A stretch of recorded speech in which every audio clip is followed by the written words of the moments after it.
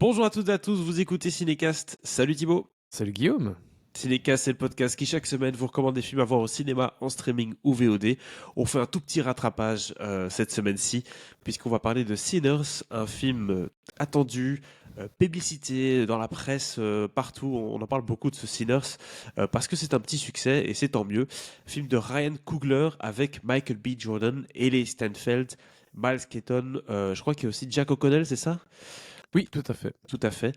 Ça fait longtemps qu'on n'a pas vu Jack O'Connell, en tout cas moi Ouais, oui, c'est personnellement. exactement la remarque que je me suis fait en regardant le film, parce que je t'avoue que Ceci dit, j'avais plus trop suivi le casting. J'ai été voir le film parce que voilà, bif oblige, j'ai loupé pas mal de sorties et j'avais complètement oublié qu'il était dedans. Je me suis dit, ah bah tiens, ça faisait longtemps que je l'avais pas vu et ça m'a fait exactement. plaisir de le revoir. Et Ryan Coogler, précisons-le, hein, pour ceux qui ne le savent pas, c'est le réalisateur notamment du premier Black Panther, le réalisateur aussi de Fruitvale Station.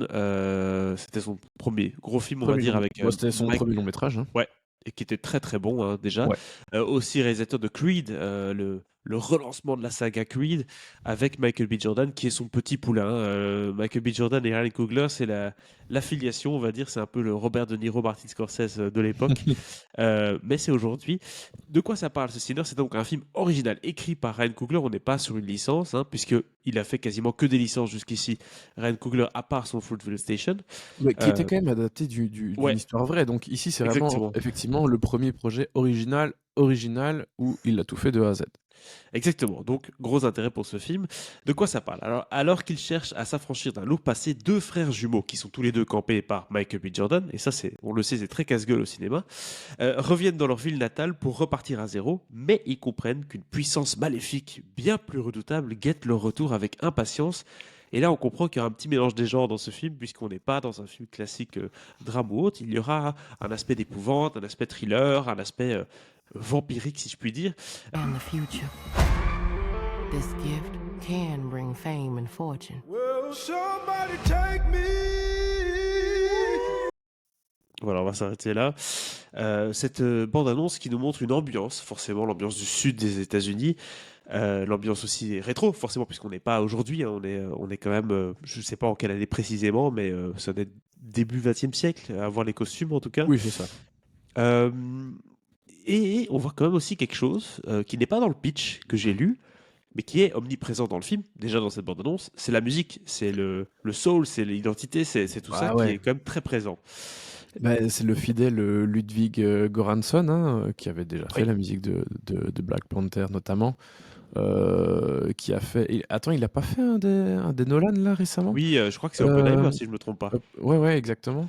Oui, qui est depuis quelques années là, un compositeur qui monte pas mal, l'Islandais Ludwig Göransson, qui fait une BO incroyable. Et pour moi, c'est un des gros points positifs de ce film. C'est vraiment cette BO qui est assez omniprésente, hein, mais qui contribue énormément à créer cette ambiance euh, hyper chaleureuse, tu sais, de ce joint club, de cette grange que les deux frères vont réemménager en club. Il va y avoir évidemment de la musique, c'est réservé aux Noirs, évidemment, parce que bah, ils ont droit, évidemment, à avoir leurs endroits à eux aussi. Et il y a toute cette ambiance du Sud. euh, on sent évidemment encore toute le poids de la ségrégation, euh, enfin du racisme omniprésent. Ça parle du clan, ça parle de plein de choses. Et en fait, c'est ce qui pour moi rend Sinners sans doute, euh, enfin pour moi c'est sans doute le film le plus ambitieux de Ryan Coogler. C'est-à-dire que, alors oui, bien sûr, Creed, oui, bien sûr, Black Panther sont des tout gros films, mais qui sont forcément très ambitieux de par leur mesure. Mais il y a tout un background et il y a déjà plein de choses existantes autour. Alors oui, tu as Ouais. la pression parce que tu dois faire de ces films des succès et des réussites. Mais ici, je trouve, et je me trompe peut-être, mais que quelque part, c'est peut-être son film le plus personnel. Alors, Fruitvale Station est sans doute très personnel aussi. Mais ici, j'ai l'impression que c'est la première fois quelque part qu'il peut un peu se libérer et faire quelque chose qu'il a envie de faire entièrement, qui vient de lui, tu vois. Pas qu'il ait pas eu envie de faire les autres films, évidemment, mais voilà, qu'il y a quelque chose de plus personnel et donc quelque part de plus ambitieux aussi parce que forcément, de par ses thématiques, son ambiance, ben, il y a quelque chose, et j'ai l'impression que c'est plus lui, tu vois. Euh, et ça m'a beaucoup parlé dans le film. C'est-à-dire Ouais, que on a vraiment cette histoire de frères qui sont jumeaux et bien sûr très différents aussi de par leur personnalité. Hein. Il y en a un qui est plus comme ceci, l'autre qui est plus comme cela.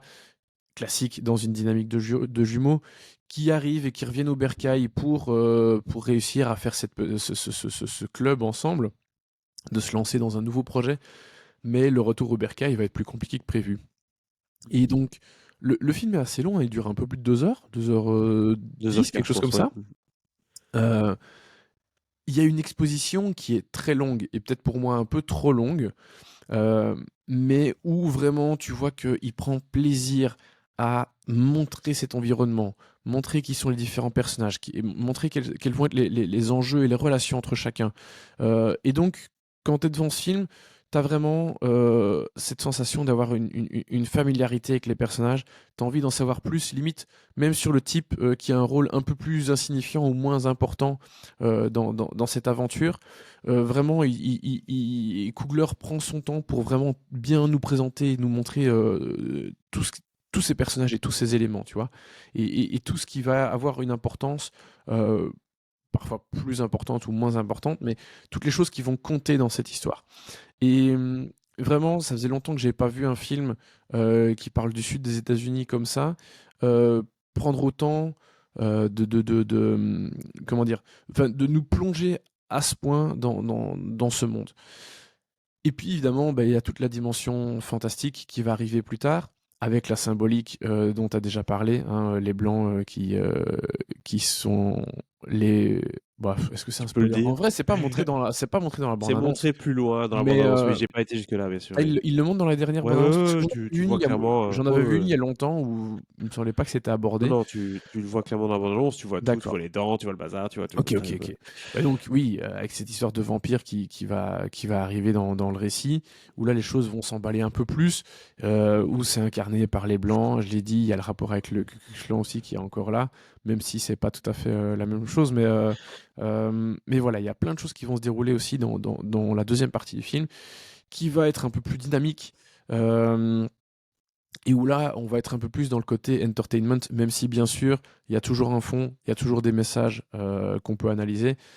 Et, et quelque part, même si certains, j'ai déjà vu, s'amusent un peu alors la comparaison est facile, certains poussent la comparaison un peu trop loin, avec Une nuit en enfer de Robert Rodriguez, bien sûr, il y a beaucoup de similitudes Ouais. entre les deux, mais on n'est pas dans un remake de Une nuit en enfer non plus, et on est dans quelque chose de plus, quand même plus sérieux et moins juste purement rigolo, horrifique que Non, non, dans non. Une nuit en enfer. J'ai pas revu le film, hein, ça fait plus de 15 ans que je l'ai pas vu, je pense, mais oui, c'est évident, c'est compliqué de pas penser au film de Robert Rodriguez quand on voit Sinners. Euh, mais voilà, les deux parties sont quand même fort distinctes, Ouais. et en même temps, ça forme un tout qui est qui est très cohérent, qui est très ambitieux. Et forcément, quand ça vient de quelqu'un comme Robert Rodriguez, bah, c'est assez plaisant. Ça fait vraiment plaisir de voir qui s'est mis à faire une œuvre euh, aussi riche et plus complexe qu'elle n'en a l'air, quoi. Ouais. Petite rectification, pas Robert Rodriguez, mais Ryan Coogler, je suppose, du coup. Par rapport à ça, t'avais dit Robert Je viens de Rodriguez. redire Robert Rodriguez? Oui, non, Ryan Coogler. C'est pas le même genre. Ouais, non, C'est non, pas du le tout. même genre. Mais oui, donc c'est clair que là, c'est un enjeu dans ce film-ci pour plusieurs aspects. Tu l'as dit, pas facile de mélanger plusieurs histoires ensemble et pas facile non plus à marketer, je veux dire, hein, parce que tu as toute une partie du film qui est plutôt sur, comme tu l'as dit, le sud, les origines, le roots, la musique, etc. Et puis après, tu pars dans un film de vampire. Enfin, c'est pas toujours facile à balancer. C'est vrai que c'est quelque chose qu'on voit parfois revenir dans les retours sur ce film, que la première partie est un petit peu longue. Je sais pas ce que vous en avez pensé. Si vous avez eu l'occasion de voir le film, n'hésitez pas en tout cas à le dire dans les commentaires, comme toujours. Euh, Toi, Mais qu'est-ce qui t'a charmé dans ce film? Parce qu'il y a plein de choses, hein. Il communique sur beaucoup de choses par rapport à ce film. Il communique notamment vis-à-vis de la photo, du fait que c'est tourné en IMAX, Tu l'as Ouais. vu en IMAX ou pas? Non, non, j'ai été le voir dans une salle classique, je t'avoue. Même si, voilà, je pense qu'il y a certains plans en IMAX, ça doit bien donner. Mais non, non, je l'ai vu dans une salle classique. Pour répondre à ta question sur ce qui m'a charmé, même si j'ai absolument pas de problème avec ça et que Bon, c'est Michael B. Jordan, on va quand même le dire. C'est quand même. Ce type a une gueule, enfin, il a un charisme, hein, c'est incroyable, quoi. C'est pas une star, c'est pas DiCaprio ni rien, mais c'est quand même quelqu'un qui a le potentiel de devenir une vraie figure du cinéma, et c'est déjà un peu le cas, mais bon, allez, il est pas encore, il est encore un peu en devenir, Michael B. Jordan, hein, c'est pas, Oh, je pense qu'il est quand même déjà pas mal établi là, hein, c'est bon. c'est vrai. Mais oui, il a beaucoup de charisme. J'aime bien son interprétation des deux jumeaux. Euh, Certains parlent déjà, ah, ça va être nommé aux Oscars et tout. Bon, alors là, du calme, je pense qu'on n'y est Oui, aux pas États-Unis, ils encore du s'emballent tout. très fort, hein. Oui, les gens s'emballent très fort, très vite, hein, ça, c'est les Américains. Donc non, je suis même pas sûr qu'il ait une nomination. Et en même temps, c'est bâtard, hein, mais le film sort en avril. Pour les Oscars, Oui, mais c'est trop attention, vieux. les Américains n'ont jamais de films originaux, donc forcément, quand ils voient un film qui n'est pas basé sur des Lego ou Minecraft, ils sont hyper contents. Ouais, ouais. Euh, Mais ce que je voulais dire avant de parler de Michael B. Jordan, c'est que tu vois, bon, le truc les noirs, les vampires et tout, c'est quelque chose évidemment qu'on a déjà vu pas mal, notamment dans tous les films de Black Exploitation, tu vois, les Blackula mhm. et tous ces trucs-là. Euh, D'ailleurs, je vous Et dans recommande un. l'ADN, désolé, dans l'ADN, ça fait un peu Jordan Peele aussi son papier, hein. Tu te dis, tiens, Oui, oui, ça bien pourrait être sûr. quelque chose que. Bien sûr. Et d'ailleurs, mais si ça vous intéresse, toute l'histoire du cinéma noir américain, je vous recommande le super documentaire, je vais y arriver, super documentaire qui s'appelle Aurore Noire, ou qui retrace vraiment toute l'histoire de- des Noirs au cinéma, dans le cinéma d'horreur, évidemment. Et oui, ça parle de Blackula et tous ces trucs-là. Et plus loin de Jordan Peele et les héritiers. Mais voilà, ce que j'aime bien ici, c'est que ça tombe pas dans le ridicule. Alors, je vais pas mettre ça non plus dans le côté elevated horror, parce que je trouve que c'est vraiment de la branlette intellectuelle de parler de elevated horror, même s'il y en a qui sont très forts, qui prennent ça très au sérieux, notamment Ari Aster, que j'aime beaucoup, mais là vraiment je trouve qu'il est un peu à côté de la plaque. Euh, C'est quoi mais les voilà, méthodes d'horreur? C'est de l'horreur en mieux, quoi, c'est ça? C'est un peu ça. C'est genre, oui, en on est fait, au-dessus, quoi, oui. ils estiment que il y a, oui, qu'il y a des films d'horreur qui valent plus que les autres parce que soit ils sont bien faits, soit parce que, en fait, ce sont des films que tu vas prendre un peu plus premier degré, plus au Oui, sérieux, tu il vois. ne peut pas être comparé à Terrifier et à Winnie the Et Pooh, quoi. voilà, C'est ça. voilà. Bon, c'est pas des bons films les Terrifier, mais c'est l'idée, exactement. Oui, je comprends. Ils veulent pas s'associer au bif. Ils veulent dire non, nous on est Cannes, quoi. Tu vois, c'est un peu ça l'idée. Mais c'est un peu ça. C'est un peu cette Oui. fracture qu'il y a entre les soi-disant bons films d'horreur à prendre au sérieux Mhm. et les autres. Parce que un bon film d'horreur à prendre au sérieux, entre guillemets, va te parler de sujets Oui, sociétaux ou voilà. de gros drames, en fait, tu vois, de choses marquantes et choquantes. Bref. C'est un débat qu'on va pas avoir ici, mais j'aime bien le côté quand même sérieux de Sinners. Bien sûr, j'aime beaucoup les films d'horreur qui se prennent pas au sérieux. Mais j'aime bien quand le genre, quel qu'il soit, quand l'élément fantastique s'inscrit vraiment bien dans un film et que t'aies pas l'impression de voir un film de vampire, tu vois, Ouais. ou un film de loup-garou, ou ceci ou cela. Et ça c'est vraiment bien fait dans le film. Donc c'est pour ça que je trouve que Sinners est plutôt réussi à ce niveau-là. Très bien. Et je suppose quand même qu'il y a quelque chose à dire, notamment sur la réalisation de Ryan Coogler. Tu as parlé du fait que tu pas vu le film en IMAX forcément, mais c'est quelqu'un qui, dans ce cas-ci, tu l'as dit, prend ses aises, écrit le film, le réalise. Forcément, pour lui, c'est un projet qui lui tient à cœur. Et je suppose qu'il a mis les petits pains dans les grands quand il s'agit de mettre tout ça en image. Ouais, non, franchement, ça a beaucoup d'allure. La photo, là, j'ai pas relevé pardon, le nom du chef-op, Mhm. mais je la trouve très très belle. C'est vraiment réussi. Euh, Après, c'est clair que voilà, les caméras IMAX, c'est un très beau. Au-delà du format, c'est une belle qualité d'image. Et puis bon, bien sûr, tout dépend de l'étalonnage derrière, mais voilà, c'est une qualité technique, tant l'image que le son, parce qu'on parle toujours, je le redis, je le répète chaque fois que je parle d'un film IMAX, mais l'IMAX, c'est pas que une qualité d'image, c'est aussi une qualité de son. Donc si vous avez l'occasion de voir le film dans une salle IMAX, c'est encore mieux, évidemment.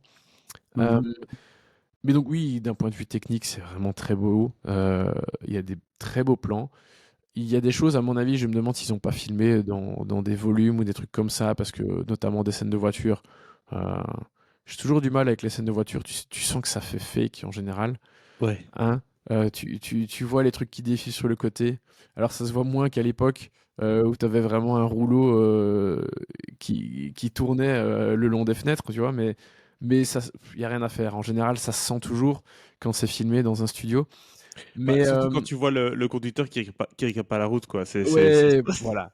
Après, bon, je suis vraiment en train de pinailler sur un détail à nouveau, mais Ouais. voilà, je pense qu'il y a des choses qui ont été tournées dans des volumes. Donc ces fameux plateaux de tournage où t'as vraiment, c'est juste des écrans géants autour. Donc tu peux projeter Le ton film a décor coûté direct. 90 millions, il a pas coûté 200 millions non plus, donc il doit un peu à un moment donné voir ce qu'ils ont. Si le Ouais, mec il veut faire de l'IMAX, etc., ça coûte déjà un bras, hein. c'est clair, c'est clair. Mais voilà, techniquement c'est top. Je trouve qu'il y a pas mal de bonnes idées de mise en scène. C'est pas le film où je me suis dit waouh, Ryan Coogler il déborde d'idées incroyables. Mais non, ça tient vraiment bien la route. Je l'ai dit, la musique, super. Vraiment une très très belle BO de Ludwig Göransson que j'ai hâte d'écouter quand elle sera dispo. Enfin, elle est peut-être déjà dispo, j'ai pas été checké, mais voilà, je suis très curieux d'aller réécouter ça. Et puis oui, le casting, c'est vrai que tu as dit Michael B. Jordan, mais c'est pas le seul. Ellie Non. Steinfeld, je la trouve très bien. Jack O'Connell, vraiment impeccable aussi. Puis voilà, il y a plein de second rôles qui sont assez top. Saul Williams, que j'aime beaucoup, ça faisait longtemps que je ne l'avais Ouais. pas vu non plus.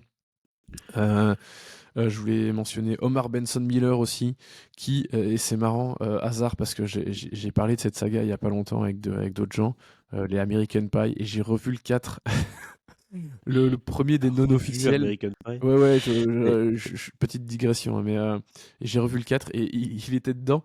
Et voilà, c'est marrant que je vois deux films qui ont 15 ans d'écart qui sont pas le même délire avec non le même plus. Ouais. acteur dedans. Mais Et où il jouait un jeune ado. Bref, mais Omar Benson Miller, il est vraiment très très bien dans ce film. Et vraiment, c'est le cas de tous les seconds rôles. Il y a vraiment plein de personnages. C'est pas toujours évident de s'y retrouver parce que vraiment ils sont très nombreux, mais non, vraiment c'est assez costaud. Donc oui, Sinners, j'aurais aimé plus l'aimer encore parce que je sais que en parlant là, je suis assez enthousiaste et en vrai je l'ai pas tant aimé que ça. Du coup, je lui ai donné un 3 étoiles alors que j'aurais pu et j'espérais donner plus parce que vraiment j'aime beaucoup tout ce que le film c'est bien, propose et essaye de faire. tu es dans Euh, la moyenne, hein, quand tu vois les avis des gens sur Internet, sur Google ou autre, c'est soit 5 étoiles, soit 1 étoile, donc t'es à 3, c'est bien. ah ouais. Je crois qu'il y a une grosse attente autour du film, il y a beaucoup de hype, il y a beaucoup allez, on dit sur Internet, Mhm. masterclass, etc. Donc forcément, quand tu vois un truc comme ça, et puis pendant les 30 premières minutes, ça blablate, et t'es dans des voitures, tu te dis, Ouais, bon, ça blablate pendant plus que 30 minutes quand même. voilà, Mais donc à un moment donné, les gens disent, ouais, bon, ouais, vous êtes gentil, mais non. ouais, je Donc comprends. voilà, je comprends, hein, c'est plutôt la hype américaine, tu sais bien. Mais Donc, c'est Warner vraiment Bros bien. compte vraiment dessus, hein. Ils ont besoin de succès. Mais à raison, parce que c'est vraiment bien, c'est vraiment un bon film. Et Mm. vraiment, je leur souhaite d'avoir le succès qu'il mérite. En tout cas, c'est clair que Ryan Coogler, il l'a dit lui-même, hein, il a dit il a eu un deal incroyable chez Ah Warner Bros. ouais, Ils lui ont il va donné de récupérer les l'argent. Il droits a dans même 25 ans. récupéré les droits dans 25 ans. Donc, Ouais. un truc qu'on donne que à Tarantino, quoi. Euh, ouais. Donc voilà. Certaines personnes disent qu'il fait partie des 5 réalisateurs les plus demandés en ce moment à Hollywood. Mais bon, Oula. un jour on a dit ça des frères Russo, donc hein, tout peut arriver. 3 Ah étoiles. mon dieu, mais ça a l'air d'être tellement naze là, leur prochain Avengers et tout. Chut. Alors que Non, Thunderbolt, non. que j'ai pas encore vu, mais dont on va Ah, parler bientôt, a l'air mieux. oui, mais attention, Et- je me méfie toujours des échos américains parce qu'il y a eu des échos, les alors premières critiques j'ai sont absolument sorties. pas, j'ai pas vu les échos, je m'en fiche, mais Les ça fait un premières moment, je critiques me sont dis, j'ai vu sorties et quelques voilà. images et tout, je me dis, ça peut être pas mal en fait. Les premières critiques On sont verra bien. sorties et forcément c'est dithyrambique, quoi. C'est waouh! Ah ouais? Enfin, le Ah, retour du écoute. Marvel Cinematic Universe. Ouais, mais ça fait longtemps que je me base plus sur les avis des Américains pour les films Marvel surtout. Alors déjà pour à peu près tout, mais C'est clair. les Marvel en On se particulier. rappelle qu'ils ont tous kiffé Gran Turismo, alors que pourtant, voilà. 3 Oh, étoiles pour ce. c'était pas aussi infâme que ça en avait l'air quand même, hein. Faut être Non, gentil, faut c'est être vrai, honnête. mec. J'ai vu le début du film, il est passé à la télé l'autre jour. J'ai vu le début du film avec Orlando Bloom. J'ai fait non, ça va aller. Ah, Donc, vas-y, oui, mais j'ai pas regarde-le rencontré quand même. David Harbour dans le film. Bref, on parle d'autres films là. Putain, on était long Euh, là, 20 minutes sur Sinners. Oui, on tu a veux été dire. long, mais c'est parce qu'on avait des choses à dire sur ce Sinner. Ouais. Et voilà, c'est raison pour laquelle on le rattrape. C'est pour ça qu'on fait des rattrapages, c'est quand il y a un film dont il faut parler. Ouais. Sinners, D'ailleurs, 3 étoiles. si vous nous écoutez Oui, toujours après 20 minutes de critique, dites-nous si vous voulez qu'on merci parle déjà. de Death of a Unicorn, la mort d'une licorne, qui sort pas en France, mais je l'ai vu. Donc je Waouh, peux vous en deep cut. parler. Ouais. Dites-nous aussi si vous voulez qu'on rattrape The Amateur. Je l'ai vu, je l'ai rattrapé. Voilà. Et The Accountant 2, Mr. Wolf 2.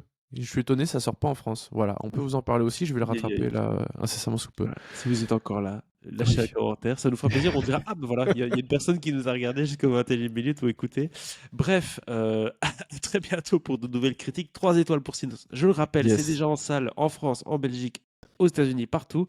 Donc n'hésitez pas à aller voir ça et dites-nous dans les commentaires ce que vous avez pensé du film puisque cette fois-ci vous avez eu le temps de le voir et on peut donc échanger ensemble dans les commentaires de ce podcast ou de cette vidéo. Abonnez-vous sur la plateforme de votre choix, YouTube, Spotify, Apple Podcasts, Deezer, on est partout. À très bientôt. Ciao ciao. Ciao, ciao.